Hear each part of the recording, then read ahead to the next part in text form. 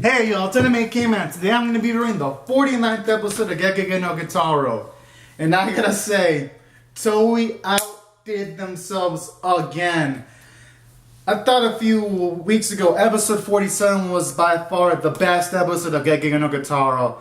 And then it just felt like... there's no way that Toei sees my videos, but it just felt like they were able to predict my thoughts, able to bitch slap me in the positive way and say, oh no, Anime Caveman. Here's episode 49 that will completely top episode 47. I was like, yo! Like, this episode was so amazing that if any of y'all see my live reaction, I was literally speechless by how wonderful this episode was. And normally, in live reactions, I am not in that. I'm usually not speechless for like large moments of time, but I gotta say, this episode did it in all cylinders. Because it resolved a plot point introduced a few, like 2 episodes ago, where some of the yokai were being hunted out by humans, and humans had negative thoughts about yokai. And I like how in this episode, it resolved that plot point, because for one, while Kitarou and Mana were dealing with Anashi, you actually had the humans being helped out by yokai, and the yokai were actually evacuating humans. So, in just a few instances, that resolves, for one, the plot point of the whole animosity that humans had against yokai, because now with that kind of help, I'm assuming that now humans are not going to look so negatively towards yokai, and they're just going to realize that there are bad yokai apples just like there are bad human apples. So it pretty much resolved that in just a few snippets here and there. It made Ratman into a more authentic character, because this is literally the first episode where he actually willingly helps out Kitarou, and where he actually willingly helps out the humans of his own free will. And I finally like to see that kind of stuff for once, because it makes Ratman feel like a much more realistic character, not like the, scumbaggy character that he is normally all the time. No, it shows that he has layers too, and he actually has a heart. And I actually like how it showed him actually react to like the deaths of Nelko and Daddy Apple, because since the episode didn't actually specifically mention it, you could tell that Ratman was actually crying. And I found it realistic to see him actually cry in that situation, because it shows you that, yeah, Ratman actually has a heart. And that was something I've been waiting for from Toei throughout the whole series, to see him actually respond, to see Ratman actually respond that way. So that was also another wonderful thing. It gave Ratman much more characterization, and in my opinion, it made him a better character. And hopefully this actually opens the door towards more moments like this from Ratman in Season 2. But for now, I'm liking it. So that's why I also thought this episode did justice to Ratman, because you actually even see him help assist in the efforts of evacuating people. And you also see the Sunriko help evacuate people too. Some of the yokai from the Yokai Hotel, Sandwich and Wally, and Rolo Cloth, and those scenes were all just so damn glorious. Just to see how the episodic episodes of the series are just all slowly coming back together.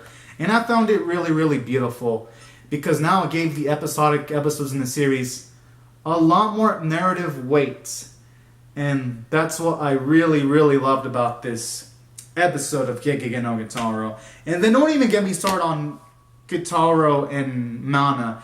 It did phenomenal bits of character development for both of them. Because now with Kitarou, he's developed substantially, because now he's given up his hate. Especially when he was talking to Mana, Kitarou wasn't really resisting or anything like that. And I loved it when Kitarou actually reflected on his own actions, and same with Mana. Because for a bit, she was angry, and I found that realistic, and it took some talking down by Kitarou to calm down Mana. And then I like how it set up a scene where Mana also acknowledges her own mistakes, making it so that Mana and Kitarou, they're just not squeaky clean characters all the time. They're pretty much people with their faults that sometimes fall in dark times, but they're strong enough as individuals to overcome that through their friendship, and through their friendship, they're able to get rid of their hate. And that was a beautiful sequence there too. And honestly, stuff like that actually made me kind of tear up a bit while watching the episode, because I felt it was so powerful to see how much these two characters have grown throughout the series. It really makes this, the plot progression in the series really, really powerful. And that's what really makes me love Gegege no Kitarou, that it's not just epic moments or comedic moments. It has heart, and that's why it really really think this anime is really exceptional, actually. And then, aside from the character development for Kitarou and Mana, they went the extra mile giving character development for Nanashi, justifications for his actions, too, when he explained his whole backstory of him actually being a child of a human mother and a yokai father, but then they were both graciously killed, and that's why Nanashi wants to kill all humans and yokais, because he was never really even given a chance to live. He was pretty much killed by humans and yokai. He wasn't even allowed a chance to be born, and that's why he actually was born as a baby. And I love how Toei actually showed that through symbolism, and that's why Nanashi was, when he was in baby form, was making all these cries until Kitarou and Mana were able to take the situation, take care of it, and instead of fighting Nanashi with hatred, they pretty much took him down with love. And I felt it was justified, because with the backstory still in Nanashi, it makes sense how love would be what actually takes him down, not more conflict. And I thought that was a beautiful and poetic way of taking down Nanashi, because most animes would have a villain be taken down through action, which in most cases it works. But here in Gegege no Kitarou, I like how it took a unique approach, and a unique and more peaceful approach of taking down Nanashi, and it really helped make this episode have a lot of impact, that it didn't just go for the balls to the wall action route, and I loved it. So that's why I thought this episode was phenomenal. Great characterization development for Ratman, Kitarou, Mana, and Nanashi. From a character standpoint, this episode's just through the roof. From a story standpoint, made great plot progression, because we got through the whole Nanashi situation in one episode, justified his actions, and they got rid of him all in one episode. And then you have Best Girl Mana resurrected as a child, but cat chick. I don't know why I said Mana. Best Girl cat chick resurrected, and I was like, yes. And I like how she wasn't revived exactly clean, because cat chick, she was revived, but as a child, which means that she's gonna have to work her way up in order to actually get back to normal, which is pretty cool. I mean, a few weeks ago, I was actually theorizing in the comments section that if cat chick comes back, she'll probably come back into like a more smaller childlike form, and looks like, guess I was kind of right on that theory. Yay!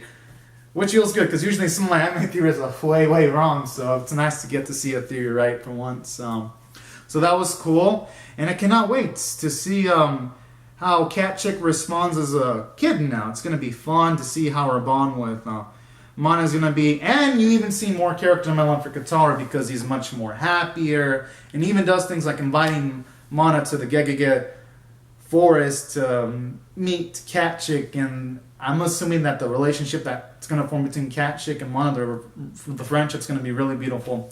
So I like how this also ends this season in like a very happy way, and honestly, thought this whole arc was marvelous, and I'm gonna rate this episode. Oh, and of course the animation art were glorious. Like, shout out to Toei. The arts, the scenes that included the flashback of Nanashi's parents were wonderful artfully. And the sequences that involved Cat Chick and... the scene that involved Cat Chick meeting Mana was beautiful artfully animation-wise. And then the sequences where Kitarou and Mana are inside of Nanashi were also wonderfully animated. And they looked beautiful art-wise. And then, of course, all the voice performances were great. Soundtrack was amazing. We had a lot of new tracks. Gotta give props to the music composer. And taking all these factors into consideration, I'm gonna give this episode an 11 out of 10. Because this is by far the best Gegege no Kitarou episode by far of the whole entire series. It got me to feel really emotional, and honestly, I'm pumped up for season 2. And I'm definitely going to be live reacting and reviewing to the episode of season 2, provided that nothing crazy happens in my life, and provided that nothing tragic happens. Like, seriously, the only way that will keep me from reviewing and reacting to Gegege no Kitarou season 2 would be for me to, like, either tragically die or get, like, some kind of, like, major sickness. But say for those situations, or a financial situation that would occur that would fuck me over, but at the moment nothing like that seems to be happening. So provided those things don't happen, I'm gonna definitely be there to review and react to Gegege no Kitarou season 2. definitely. So anyways, guys and gals, this is my thoughts on Gegege no Kitaro. Oh, and as for the Gegege no Kitaro season, I loved it. Thought it was great. So really the only flaw, if I had to nitpick, was kind of wish they would have had more character development for Ratman from the start. And the whole Western Yoke arc wasn't the strongest arc from Toei by far. I felt that they could have used some of the yokai more better in that arc. But other than, and then the whole humans not acknowledging yokai for 30 episodes are probably the only kind of flaws I could see in Gegege no Kitaro. But other than that, though, this whole Gegege no Kitaro season has been, for the most part, pretty awesome. A lot of emotional moments like the yokai train episode and the Hella train. And then some of the episodes that have dark endings were great. And then episodes like this just make the whole Gegege season, so at least the first season, it just makes it all wonderful. And that's why I'm pumped up for a season 2. So anyways, guys and gals, these are my thoughts on Gegege no Kitaro episode 49. And my quick thoughts on Gegege no Kitaro season 1. Comment out your thoughts on this episode 49 and season 1 in the comment section. Rate the video, subscribe, and comment and your thoughts. And I'll see you guys later if y'all subscribe for more. Alright, thank you so much for watching, everyone. Have a great and safe day, and bye-bye.